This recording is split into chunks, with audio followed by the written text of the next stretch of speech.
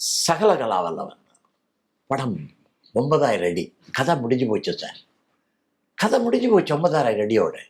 கிராமத்துல இருந்தா வந்தா தங்கச்சியை கல்யாணம் பண்ணிக்கிறேன்னு சொன்னா அவன் அக்காவை இது பண்ணா பாட்டெல்லாம் பண்ணா அங்கே இது பண்ணியாச்சு. கல்யாணம் ஓகே ஃபிக்ஸ் ஆகி போச்சு. படம் நின்று அவ்வளோதான். 9000 அடி தான். கதை வளரல. எப்படி இதை 12000 அடியாக்கி 13000 அடியாக்கி எப்படி ரிலீஸ் பண்றது புரியல. என்ன கூப்பிட்டாங்க நைட்ல எனக்கு படத்தை போட்டு காட்டினேன்.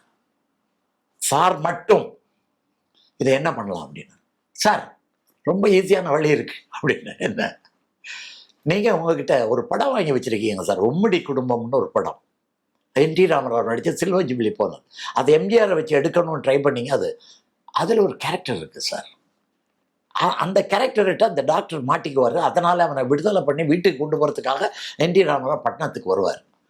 இங்கே நீங்கள் என்ன பண்ணுங்க, இந்த பையன் கல்யாணம் பண்ணிக்க வேண்டிய ரவீந்தர் கேரக்டர் தங்கச்சியை கட்டிக்க வேண்டியவன் ஒரு பொண்ணுகிட்ட மாட்டிக்கிட்டு இருக்கா. அந்த பொண்ணு தான் சில்க் செமித்தான்னு போட்டு அந்த சீன்ஸ் எல்லாத்தையும் எடுத்து இதை ஜாயின் பண்ணால் இந்த படம் சரியாக வரும் சார்னு ஒரு ஸ்க்ரீன் ப்ளே பண்ணி கொடுத்தேன். அதை ஷூட் பண்ணாங்க. நான் தான் எழுதினதுங்கிறது, அந்த மீதி நான் தான் எழுதினதுங்கிறது பஞ்சர்நாசலத்துக்கும் தெரியாது.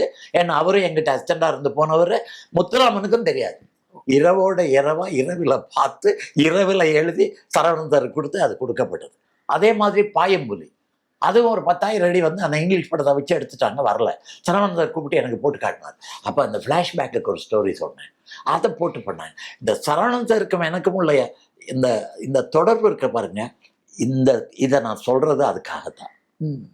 அந்த மனிதர் தோக்க விரும்பல.